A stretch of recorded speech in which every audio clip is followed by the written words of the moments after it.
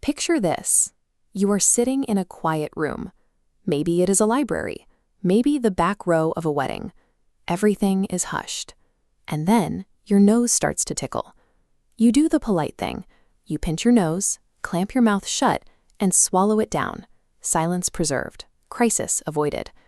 For a brief second, you assume you solved the problem. This bar chart illustrates what happens inside your skull in that half second. The pressure on the right does not disappear, it spikes. By some measurements, the internal pressure of a stifled sneeze jumps 24 times higher than a normal outward sneeze. You did not stop the force, you just trapped it. That kinetic energy is incompressible, meaning it cannot vanish, and it has to find a different way out, through the closed system of your body. To understand exactly what you are fighting, we need to look at how a sneeze works. It begins in the delicate lining of your nose, where specialized sensory cells act like a dedicated alarm button, detecting invaders like dust, a fleck of pepper, or a virus. Looking at the schematic of the human head, you can trace that signal. When those sensory cells fire, they send an alert racing up the trigeminal nerve, straight into a specific trigger zone in your brainstem. The brainstem then choreographs a 3-act biological protocol. You take a sharp, deep breath to drag a lungful of air inside. Your throat closes, and your chest squeezes that trapped air to build compression. Finally, your throat snaps open, and the pressurized air rockets out. The airflow from that sudden release approaches speeds of 100 kilometers per hour. Its precise mechanical job is to forcefully scrub dangerous particles out of the front door of your airway before they can settle in. Interestingly, this intense neurological wiring is also why some people sneeze when stepping into bright sunlight. A sudden flood of light from the eyes accidentally nudges that same trigeminal nerve, and the brainstem misreads the crossed wire as an emergency reason to clear the nose. The defining feature of this mechanism is biological commitment. Once the brainstem initiates the sequence, your conscious brain cannot cancel it.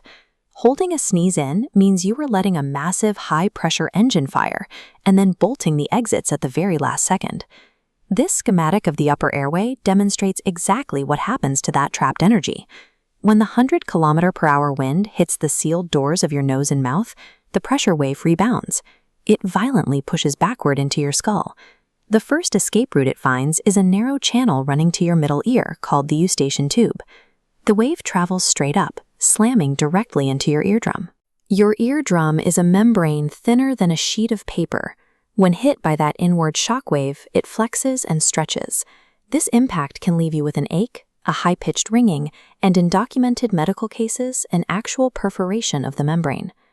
After the ears, the pressure goes hunting for the fragile capillary networks running through your face. Tiny blood vessels in your eyes and nose are highly sensitive to sudden spikes. This medical illustration displays the visual aftermath, a subconjunctival hemorrhage. The internal spike pops a small vessel, leaving a bright red patch blooming across the white of the eye. It acts like a bruise, fading on its own, and the exact same pressure can easily trigger a sudden nosebleed. The sensory organs located in the human head are delicate instruments. They are not designed to absorb the internal shock wave of an outward-bound defense mechanism. The pressure wave does not only travel upward, it also presses firmly downward into your chest cavity, wrapping tightly around the lungs.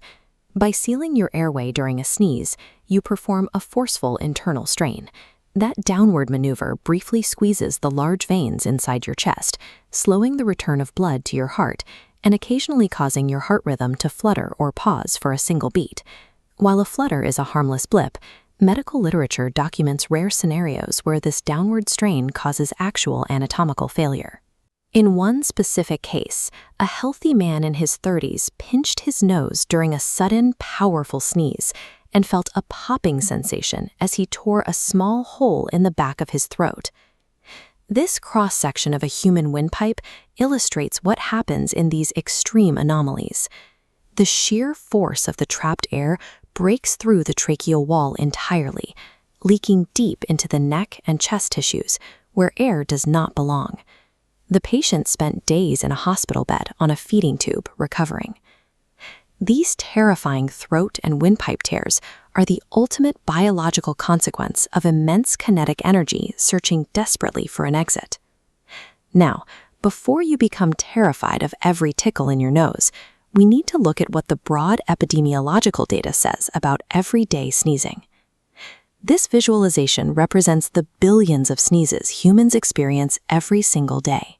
Out of all of those sneezes, across all recorded medical history, researchers found only 52 documented cases of serious injury related to sneezing or holding one in. Those isolated events share one crucial piece of missing context.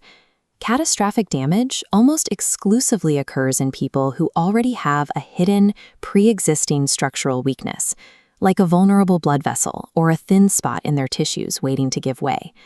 The physical force of a trapped sneeze is immense, but the baseline structural integrity of a healthy human body is highly resilient. It easily handles occasional user errors without collapsing. Still, there are situations where you truly cannot afford to let a sneeze fly. For those moments, there is a biologically sound hack that doesn't involve trapping high-speed winds inside your head. If you feel a sneeze loading, try firmly pressing the spot just beneath your nose, or gently squeezing the bridge of it. This physical action exploits the limited bandwidth of your nervous system.